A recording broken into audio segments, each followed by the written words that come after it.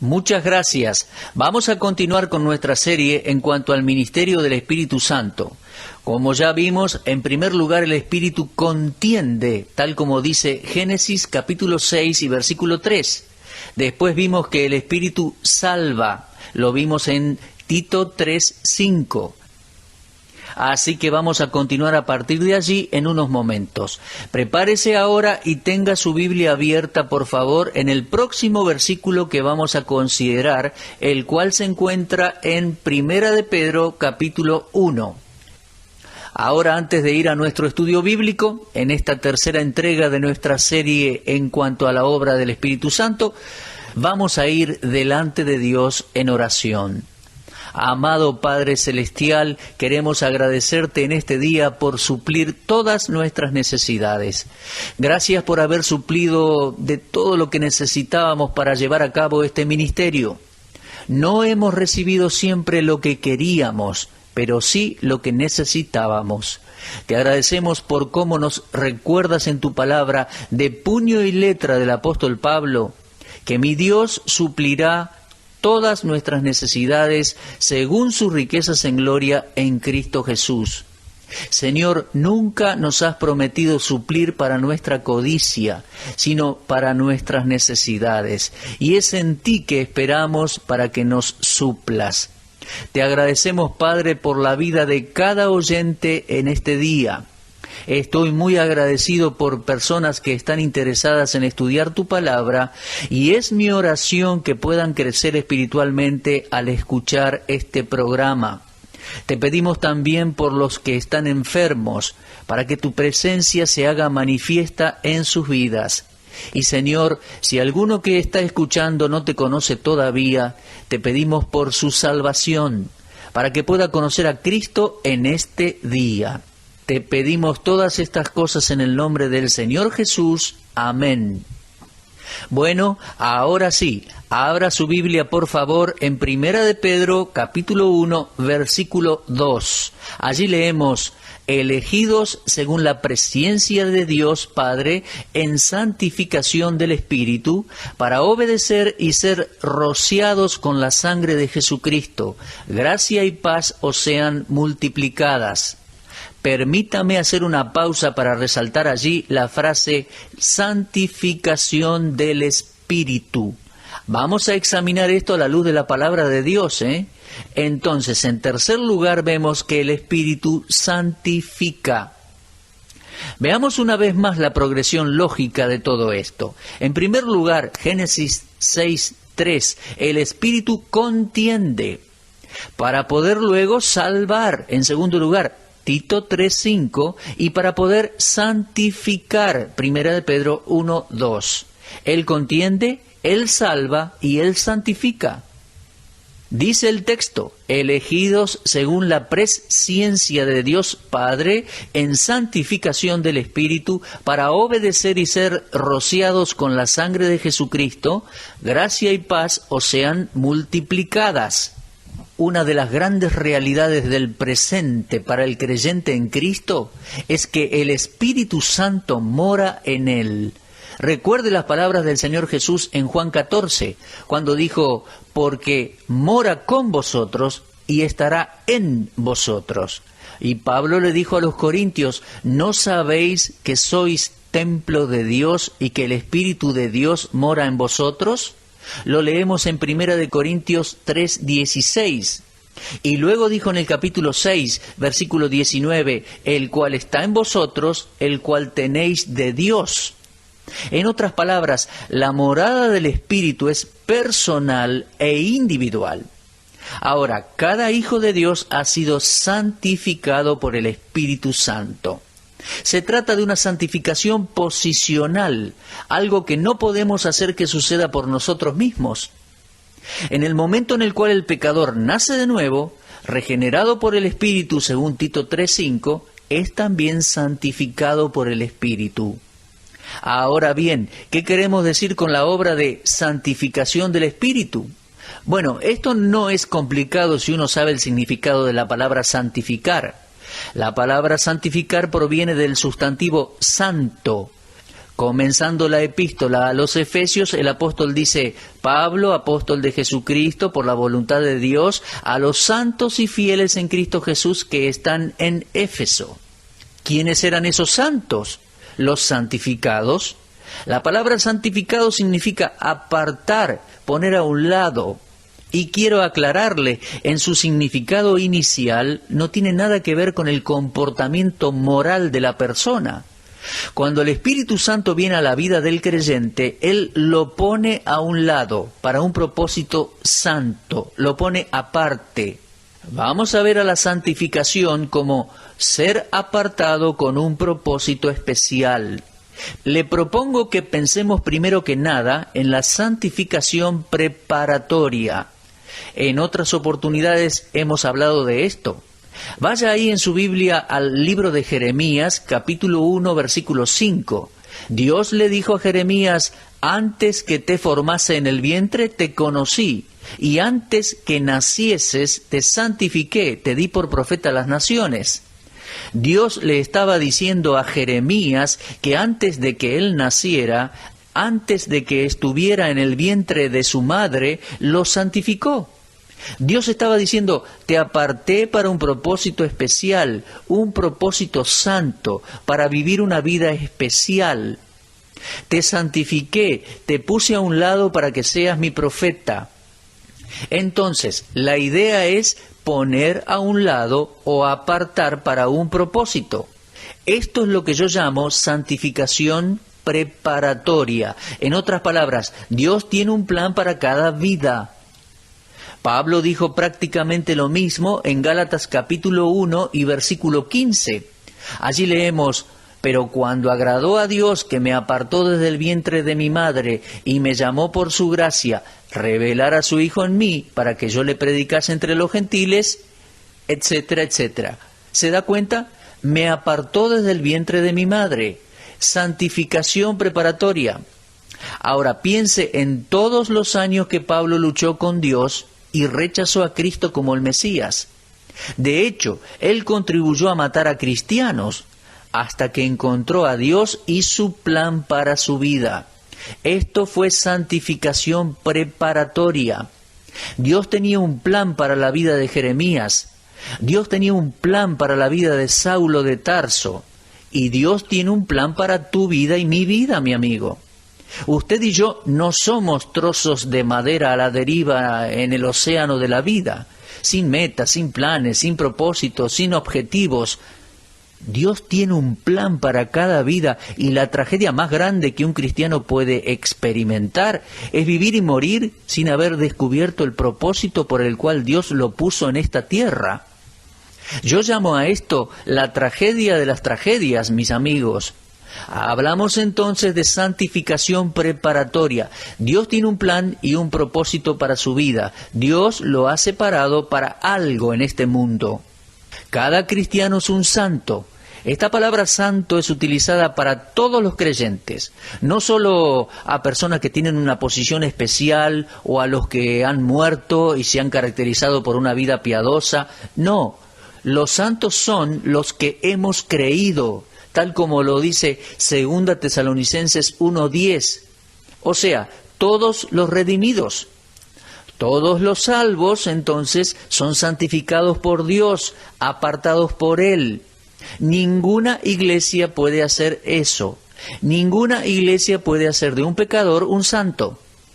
Ninguna denominación, ningún pastor. Solo Dios puede hacer de un pecador un santo. Y esa es la obra del Espíritu Santo. Ahora, la manera en la cual el Espíritu Santo hace esta obra es haciendo a Cristo nuestra santificación. ¿Cómo sucede? Bueno, en 1 Corintios 1:30 dice: mas por Él estáis vosotros en Cristo Jesús, el cual nos ha sido hecho por Dios santificación. Este versículo significa que todos los que estamos en Cristo, todos los que hemos confiado en Cristo para vida eterna, somos santificados o separados para Dios. Pertenecemos a Dios, separados para glorificarle. El agente utilizado en la santificación es el Espíritu Santo. Él es quien lleva a cabo la obra. No puede llevarla a cabo otro individuo, ni un comité, ni una organización, tampoco una iglesia o denominación. Es la obra del Espíritu Santo. Sin duda es la obra del Espíritu Santo. Por ejemplo, en Romanos 15:16 leemos que Pablo dijo: para ser ministro de Jesucristo a los gentiles, ministrando el Evangelio de Dios, para que los gentiles les sean ofrenda agradable, santificada por el Espíritu Santo. ¿Observó esa última frase? Santificada por el Espíritu Santo. Esto es santificación posicional. Es que debemos considerar a la santificación preparatoria cuando es antes de nacer, pero esta que estamos considerando ahora es santificación posicional. La santificación posicional es el acto del Espíritu Santo al separarnos para regenerarnos. Esto no significa que la persona recién nacida de Dios es perfecta, no. En la santificación posicional no lidiamos con el comportamiento moral. Ningún cristiano llega a estar libre de pecado en esta vida. El nacido de nuevo va a seguir pecando. Todos estamos de acuerdo en esto. Todos pecamos en palabra o en hecho. Es obvio de nuestra propia experiencia y también desde lo que nos enseña la Biblia. De hecho, mis queridos oyentes, a mí me preocupa la actitud de algunos cristianos que se ven más santos o espirituales que los demás, ya que estos pueden percibir los errores y faltas de los demás muy fácilmente. Esto no es una marca de espiritualidad, encontrar las faltas de otros, los errores de otros. La verdadera distinción de espiritualidad es cuando vemos pecado en nuestras propias vidas. Isaías era una persona santificada. Aún así, él dijo: «Ay de mí, porque soy hombre inmundo». Lo leemos en Isaías 6:5. Pablo estaba santificado, posicionalmente, pero aún así él dijo: «Yo soy carnal, vendido al pecado. Yo sé que en mí, esto es en mi carne, no mora el bien. Así que queriendo yo hacer el bien, hallo esta ley, que el mal está en mí». Lo podemos leer en Romanos 7, versículos 14, 18, 21. ¿Se da cuenta? Cuanto más santo uno es y más se acerca a Dios, más sensitivo es al pecado. Ninguna persona alcanza la perfección en esta tierra. Aún así, uno es santificado, apartado por el Espíritu Santo para un propósito. Entonces, ahí tenemos a la santidad posicional. Cada creyente es santificado y, en realidad, todos somos santos, los creyentes, Una vez hice un estudio a través de toda la Biblia para ver todos los títulos que se nos da a los creyentes en Cristo. Encontré títulos como cristianos, discípulos, elegidos, embajadores, justificados, herederos, sacerdotes, nuevas criaturas, una gran lista. Pero ¿sabe qué? Creo que la palabra santo es la designación más precisa en toda la Biblia dada a los hijos de Dios. Cada persona que nació de nuevo es santa. He dicho esto antes y lo voy a repetir. Si alguien quiere saber quién está enseñando en esta transmisión radial, se trata de San Lehmann Strauss, en la voz y adaptación de San Raúl Ferrero. La palabra santo no tiene que ver en principio con nuestro comportamiento, tiene que ver con nuestra posición en Cristo, al ser apartados por el Espíritu Santo para un propósito.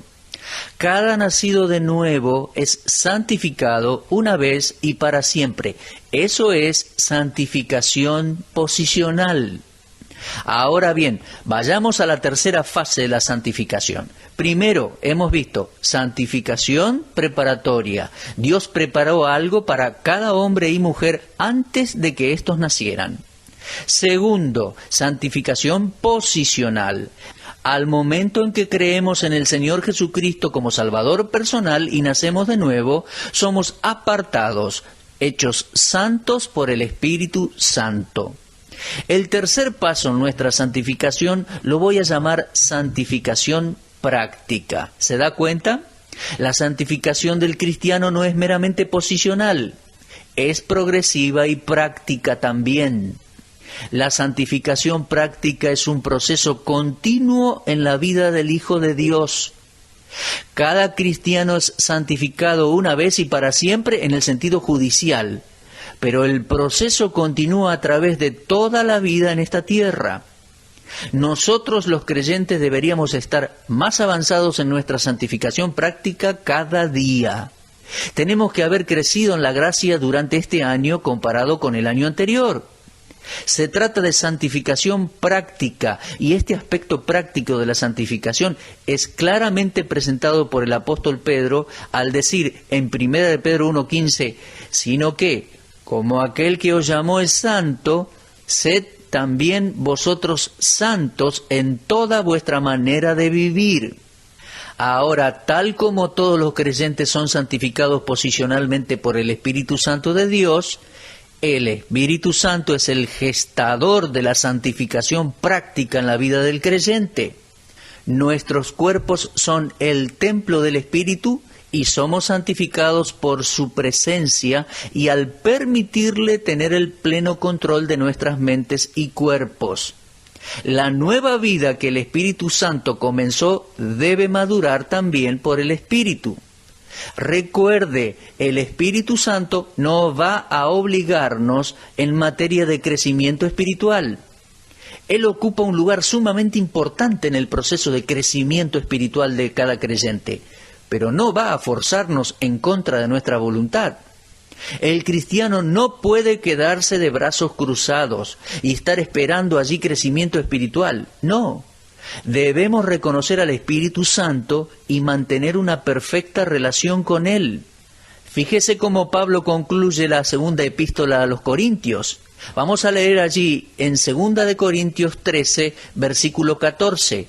La gracia del Señor Jesucristo, el amor de Dios y la comunión del Espíritu Santo sean con todos vosotros. Amén. Aquí tenemos la expresión, la comunión del Espíritu Santo.